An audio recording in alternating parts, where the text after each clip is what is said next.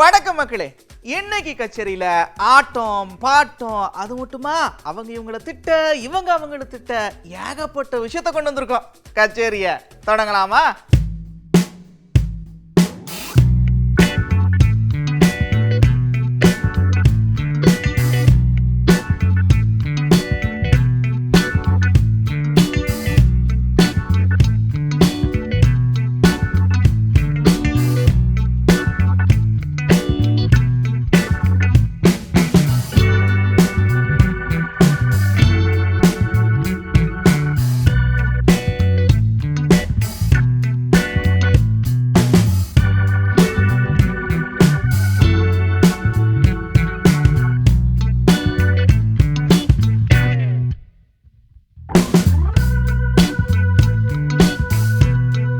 என்ன சொந்த பந்தம் ஊர் மக்க எல்லாம் வந்தாச்சுல்ல, அப்புறம் நாயனக்கார வச்சுக்கிட்டே இருந்தா இப்படி ஊத வேண்டியதானே?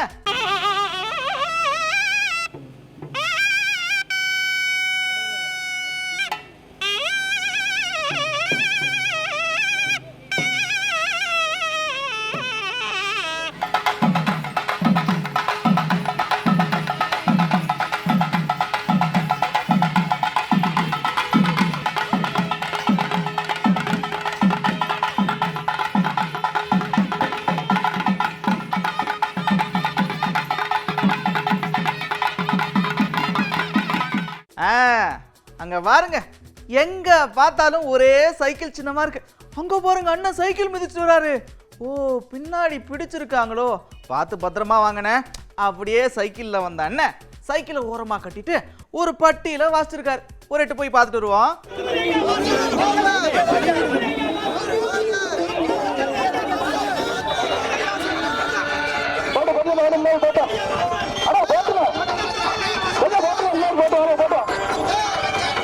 போதைப் பொருள் நடமாட்டத்திலே தமிழகம் நம்பர் 1.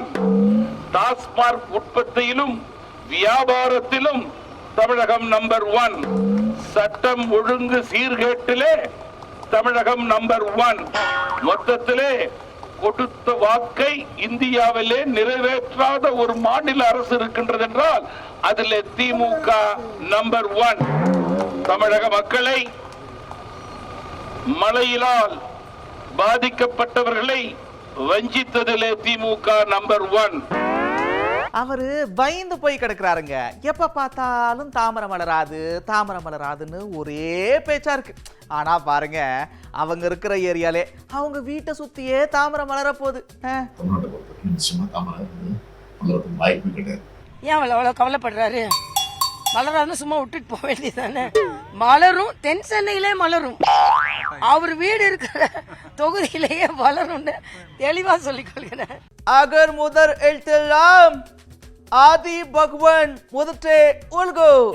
அகர முதல எழுத்தெல்லாம் ஆதி பகவான் முதற்றே உலகு. திருவள்ளுவர் கண்ணீர் வடிக்கிறார். அதே மாதிரி ஜவஹர்லால் நேருல இருந்து பல பிரதம மந்திரியை பார்த்திருக்கலாம்.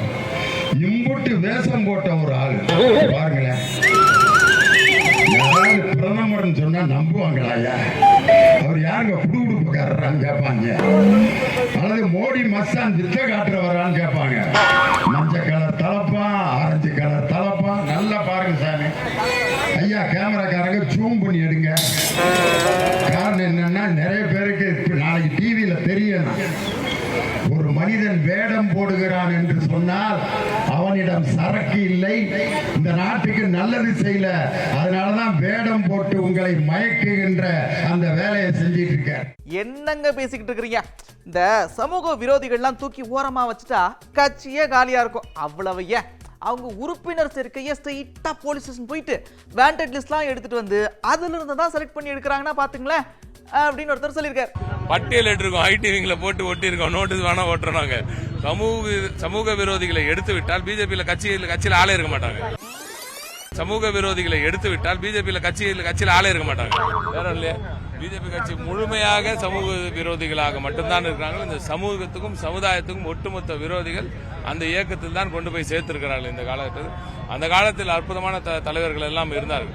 திரு வாஜ்பாய் அவர்கள் போன்ற அற்புதமான நபர்கள் எல்லாம் அங்கே இருந்தார்கள். ஆனா இப்ப சமீப காலத்துல நீங்க அவங்க கட்சி உறுப்பினர் சேர்க்கை எப்படி இருக்குன்னா, நேரா போய் போலீஸ் ஸ்டேஷன்ல போய் வாண்டட் லிஸ்ட் வாங்கிடுவாங்க போல. அவங்க கட்சி உறுப்பினர் சேர்க்கை எப்படி இருக்குன்னா, நேரா போய் போலீஸ் ஸ்டேஷன்ல போய் வாண்டட் லிஸ்ட் வாங்கிடுவாங்க போல.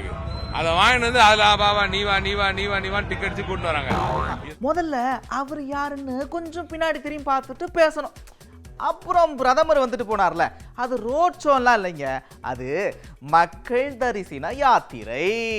யாராச்சும் பிரஸுக்கு ஃபோன் பண்ணி இது வரைக்கும் தமிழ்நாட்டில் கோயம்புத்தூர், சென்னை, தமிழ்நாடு முழுவதுமே ஒரு பிரஸுக்கு ஃபோன் பண்ணி அண்ணா நான் பிரஸ் மீட் பண்றேன் வாங்குன்னு யாராச்சும் நான் கூப்பிட்டுக்கலாம். பத்திரிகையாளர்கள் யாருகிட்ட போனா கருத்து கிடைக்கும்னு பத்திரிகை நண்பர்கள் பண்றீங்க. தமிழகத்தை பொறுத்தவரை இது ரோட் ஷோ என்கின்ற வார்த்தை அது கிடையாது. மக்கள் தரிசன யாத்திரை. மக்களை தரிசிப்பதற்காக எங்களுடைய தலைவர்கள் வீதியில வந்து மக்களை சந்தித்து விட்டு செல்கின்றார்கள். இது எப்படி தவறாகும்? ஒரு சமூக விரோதியினுடைய பையனாக இருந்து கொண்டு டிஆர்பி ராஜா பேசுறாரு. இதான் வந்து நகைச்சுவையினுடைய உச்சபட்சம். ஆனா சமூக விரோதினா தயவு செஞ்சு நீங்க எஃப்ஐஆர் இருக்கிறவங்களை மட்டும் சமூக விரோதி நினைச்சுக்காதீங்க. சில பேர் பாத்தீங்கன்னா வெள்ளையும் சொல்லியமா போத்துட்டு சாராய வித்துட்டு இருக்காங்க, அவங்களும் சமூக விரோதி தானே.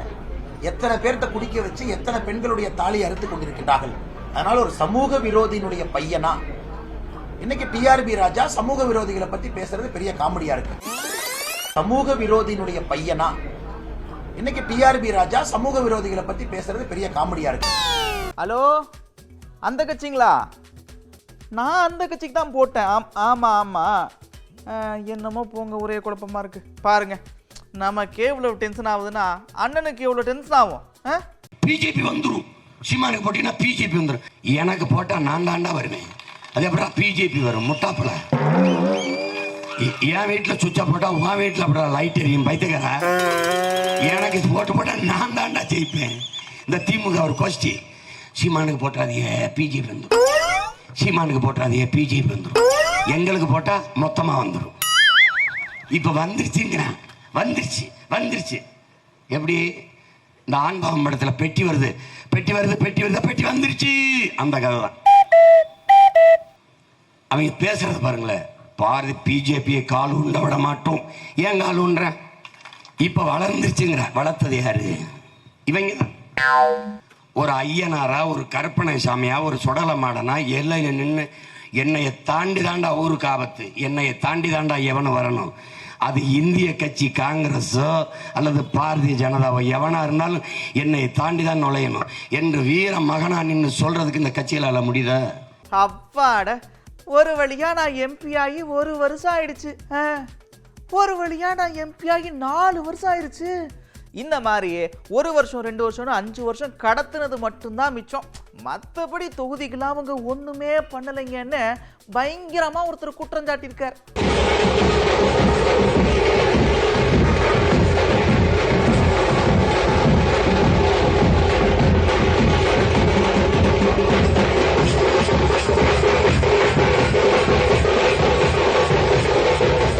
எதை பற்றியும் கவலைப்படாத, மக்களை பற்றி கவலைப்படாத, தொகுதி மக்களை திரும்பி பார்க்காத ஒரு நாடாளுமன்ற உறுப்பினர் ஒட்டுமொத்தமாக 5 வருஷத்தை வெறும் கடத்தி மட்டும் இருக்கக்கூடிய ஒரு நாடாளுமன்ற செயலில் எந்த விதத்திலும் அவருடைய ஒட்டுமொத்த இதுவே கிடையாது.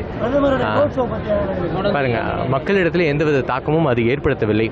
பல்வேறு ஊடகங்களில் கூட வந்து அந்த ஒட்டுமொத்த ரோட் ஷோ பிசுபிசுத்தது, கூட்டம் இல்லை என்று சொல்லுகின்றார்கள்.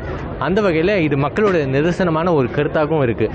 ஆர்வம் இல்லை அவங்களுக்கு வர்றதுக்கு. அப்படி பொறுத்தவரையில் அடிப்படையாக ஒரு ஃபவுண்டேஷன், ஒரு கட்சி வெற்றி பெற வேண்டும் என்று சொன்னால் அதற்கு பூத் லெவலில் ஆட்கள் இருக்கணும். அது கூட இல்லாத ஒரு பாஜகவாக இருக்கக்கூடிய ஒரு நிலைமையில் மக்களை பொறுத்தவரை பேசவே இல்லை. அப்படி இருக்கக்கூடிய ஒரு நிலைமையில் எந்தவித தாக்கத்தையும் பாஜக பொறுத்தவரை ஏற்படுத்தாது. நாங்கள் அவர் என்னென்னமோ பேசுகிறோம், ஏதேதோ சொல்லியிருக்கிறோம், அவரையே ஏகப்பட்ட விஷயம் சொல்லியிருக்கோம். ஆனா அதுக்கெல்லாம் வராத கோபம் இவரை கோமாளின்னு சொன்னதும் வந்துருச்சு பாருங்களேன். பாவம், வருத்தப்பட்டதா கேள்விப்பட்டோம் கோமாளின்னு சொன்னதுக்கு.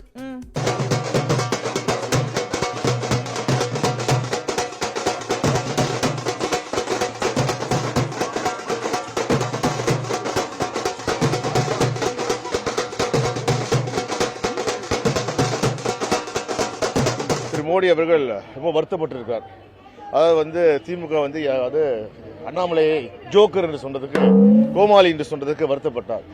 ஏன்னா நான் அது குறிப்பாக என்னை குறிப்பிட்டு பேசினார். எனக்கு என்ன வருத்தமாக இருக்குன்னா, நாங்கள் எத்தனையோ சொல்கிறோம், நீங்கள் தமிழ்நாட்டுக்கு ஒன்றுமே செய்யலை, வெள்ள நிவாரணத்துக்கு ஒன்றுமே கொடுக்கல, மெட்ரோ ரயில் திட்டத்துக்கு ஒன்றுமே பங்களிக்கவில்லை, தமிழ்நாட்டுக்கு எந்த பணிகளும் ஒன்றிய அரசு மூலம் அதெல்லாம் அவர் காதில் கேட்க மாட்டேது. ஆனால் அண்ணாமலை ஒரு கோமாளி என்று சொன்னால் மட்டும் அவர் காதில் விடுகிறது. இதுதான் கொஞ்சம் வருத்தமாக இருக்கு. வெற்றி வாய்ப்பு எப்படி சார்? நிச்சயமாக.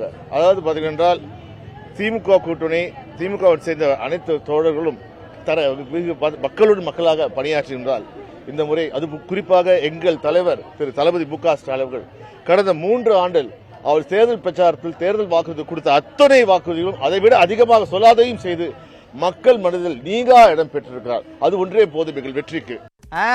அப்புறம் எல்லாத்தையும் சேர்ந்து ஒரு ரவுண்ட் அப்பா டீ ஆத்துறது, பரோட்டா சுடுறது, இந்த மாதிரி வித்தெல்லாம் இருக்கும்ல, அது ரெட்டு போய் பார்த்துட்டு வந்துருவோம்.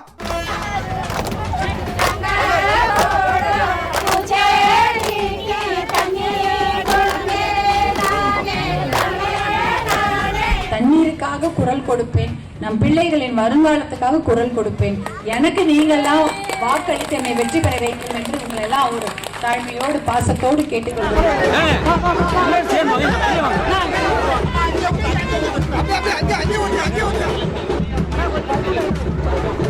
நல்ல பல திட்டங்களுடைய பலன்களை எல்லாம் நீங்கள் அடைய வேண்டும். அதற்காக உங்களுடைய ஆதரவு உதயசூரியனுக்கு இருக்க வேண்டும். நீங்கள் வாக்களிக்க வேண்டிய சின்னம் உதயசூரியன். இரட்டை இலைக்கு பதிலாக எங்க மாவட்ட செயலாளர் சொன்னார், முளச்சின்னத்துக்கு போடுங்க. மற்ற தொகுதிகள்லாம் இரட்டை இலைக்கு போடுவாங்க. அடுத்த கட்டம் இரட்டை இலைக்கு போடலாம் தயவுசெய்து. ஏன்னா நம்ம பெரியவங்க வந்து இரட்டை தேடுவாங்க. அதுக்காக தான் மாவட்ட செயலாளர் சொல்றாரு.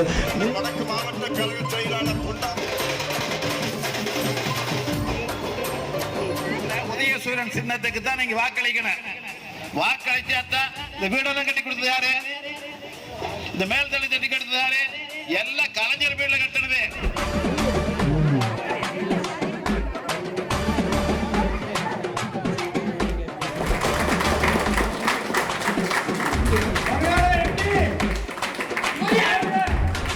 பாமக ஜெயிக்குதா, தமிழ் தேசம் ஜெயிக்குதா, திலகமாமா ஜெயிக்கிறாங்கன்னெல்லாம் கிடையாது. மக்கள் வெல்ல வேண்டும், அதற்காக நிற்கும். அடுத்த முதலமைச்சர் நானுங்களா? அதான் பாப்பாவே சொல்லிட்டாங்களே. அப்புறம் என்ன பாப்பா பேரு என்ன படிக்கிற? ஏப்ரல் 19 வாக்குச்சாவடிக்கு போனீங்கன்னா உங்களுக்கு ரொம்ப சுலபம். வாக்குப்பெட்டியில 2வது இடம், 2வது இடத்துல அண்ணன் மலையரசனுடைய பேர் இருக்கும்.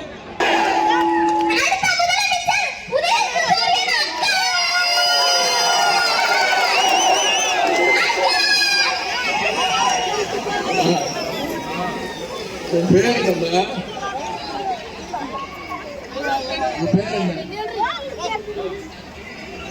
சாஸ்திரியா? நன்றி. பிரச்சாரத்தை முடிச்சுக்கலாமா? அதான் சாஸ்திரியா சொல்லிட்டாங்கல்ல. இது என்னன்னு தெரியுதா? செங்கல். செங்கலை பார்த்த உடனே எல்லாத்துக்கும் ஒரு ஞாபகம் வந்துருது. பாருங்க, போன தேர்தலில் பிரச்சாரத்துக்காக கையில் எடுத்தாரு, அப்படியே தூக்கி போட்டு போயிட்டாரு. அப்படி தாங்க அவங்க. இப்போ நான் அதை தூக்கிட்டு வரேன். இப்போ அந்த செங்கலை காணும் தேடிட்டு இருக்காரு பாவம்.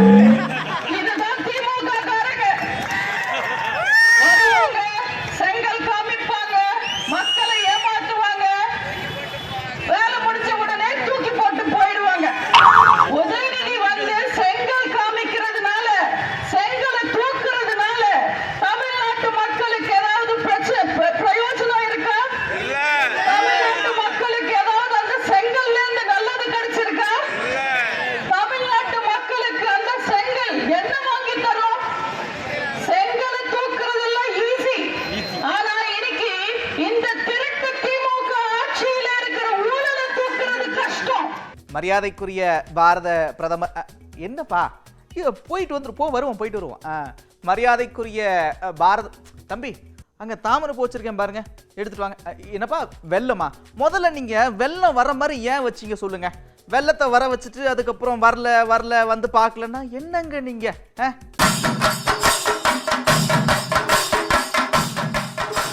மரியாதைக்குரிய பாரத பிரதமர் அவர்கள் ராஜ்நாத் சிங் அனுப்பினார்.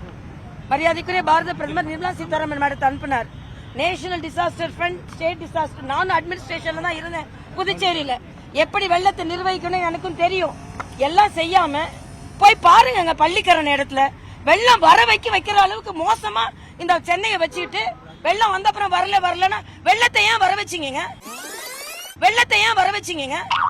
அதாவது இந்த தேர்தல் பத்திரம் எவ்வளவு பெரிய ஊழல்னா நான் சொல்லலைங்க. அதாவது இந்த தேர்தல் பத்திரம் எவ்வளவு பெரிய ஊழல்னு நம்ம சட்டம் அவரு கூட சொல்லலைங்க, இன்னொருத்தர் சொல்லியிருக்கார். யாருன்னு அண்ணன் சொல்றாரு பாருங்க. இந்த தேர்தல் பத்திர ஊழலை பற்றி நான் சொல்லவில்லை, நம்முடைய சட்டமன்ற உறுப்பினர் சுதர்சனம் ஐயா சொல்லவில்லை. இந்தியாவுடைய நிதியமைச்சர் நிர்மலா சீதாராமன் அவருடைய கணவர் பிரகலாதா பிரபாகர் அவர் என்ன சொல்கிறார் தெரியுமா? உலகிலேயே மிகப்பெரிய மெகா ஊழல் மோடி அரசின் தேர்தல் பத்திர ஊழல் தான் என்று சொல்கின்றார். அந்த அளவுக்கு கொள்ளையடித்திருக்கிறார்கள். கொடுத்த வாக்குறுதிகளை நிறைவேற்றாத கட்சி மோடியினுடைய பிஜேபி ஆட்சி. இப்படி பேரணியில வாயே திறக்காம போறாரு. முதல்ல அந்த நன்கொடை பத்திரத்தை பத்தி வாயை திறக்கட்டும் அவரு, அப்புறமா மத்ததுக்கெல்லாம் பேசுவோம். முதல்ல தேர்தல் நன்கொடை பத்திரத்துக்கு அவர் வாயை திறக்கட்டும். இந்த நாட்டுடைய உரிமைகள்லாம் விட்டு கொடுத்திருக்காரு சீனாக்கு. மேண்ட்ரின் லாங்குவேஜில் சீன மொழியில 30 இடத்துக்கு இடத்த மாத்திர அதை பத்தி வாயை திறக்கட்டும். 7.5 லட்சம் ரூபாய் கோடி ஊழல்னு சிஏஜி சொல்லி இருக்கு, அதை பத்திலாம் பேசட்டும். 7.5 லட்சம் ரூபாய் கோடி ஊழல்னு சிஏஜி சொல்லி இருக்கு, அதை பத்திலாம் பேசட்டும். அதை பத்தி பேசாம ஒரு கையை பிறரை நீட்டுக்கிறாரு, 4 விரல் அவரை நீட்டுகிறது. இதெல்லாம் பதில் சொல்லிட்டு அவர் பேசட்டும். எப்பா இந்த பத்திரிகையாரங்களாம் வந்திருக்கிறீங்கல்ல, இந்த கொடுமையை பாருங்க. ஸ்கூல் பக்கத்துல கோயில் பக்கத்துல டாஸ்மாக் கடை இருக்கான். இந்த தேர்தலுக்கு அப்புறம் அதை எடுக்கலன்னா நான் கண்டிப்பா போராட்டம் பண்ணுவேன். உங்கள் தொகுதிகளுடைய வேட்பாளராக உங்களுக்காக உழைக்கின்ற ஒரு உத்தமராக அந்த பள்ளிக்கூடத்தில் அருகிலும் கோயில்களுக்கு அருகிலும் இருக்கின்ற மதுக்கடைகளை உடனடியாக மாற்ற வேண்டும்.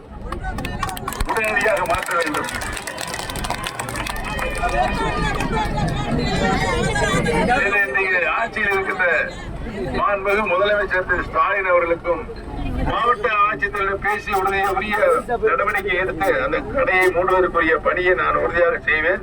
அப்படி அவர் காலதாமதானால் இந்த தேர்தல் முடிஞ்சவுடன் நானே அங்கு போராட்டத்தில் ஈடுபடுவேன் என்பதை இந்த நேரத்தில் தெரிவித்துக் கொள்ள தேவைப்பட்டேன். மொத்தமும் கை காசு போட்டு ரொம்ப கஷ்டப்பட்டுட்டு இருக்கேன். அடிக்கிற வெயில்ல காலில் கொப்புளெல்லாம் வந்துருச்சு. இந்த மக்கள் என்ன நிச்சயமா கைவிட மாட்டாங்க, என்ன எம்பி ஆக்கிடுவாங்க. எம்பி ஆயிடுவேன். மிகவும் பாடுபடுகிறேன். தன்னந்தனியாக ஒரு போராளியாக எனது கை காசை போட்டு காலிலே கொப்பளங்கள் வந்துவிட்டன. கொளுத்துகிற வெயிலிலே தன்னந்தனியாக போராடுகிறேன். சில ஜமாத் அமைப்புகள், தொழில் அதிபர்கள் வழக்கமாக திமுக ஆதரவு தருவார்கள், அப்படியே தருகிறார்கள். அதில் தவறு ஒன்றுமில்லை. ஆனால் ஒட்டுமொத்த முஸ்லிம் சமுதாயத்துக்கும் அவர்கள் டேக்கேதாரர்கள் அல்ல. ஓட்டு போட போற பொண்ணு ஒதுங்கி நிக்காத, கண்ட சின்னத்தை பார்த்து கலங்கி நிக்காத. ஓட்டு போட போற பொண்ணு ஒதுங்கி நிக்காத, கண்ட சின்னங்கண்டு கலங்கி நிக்காத.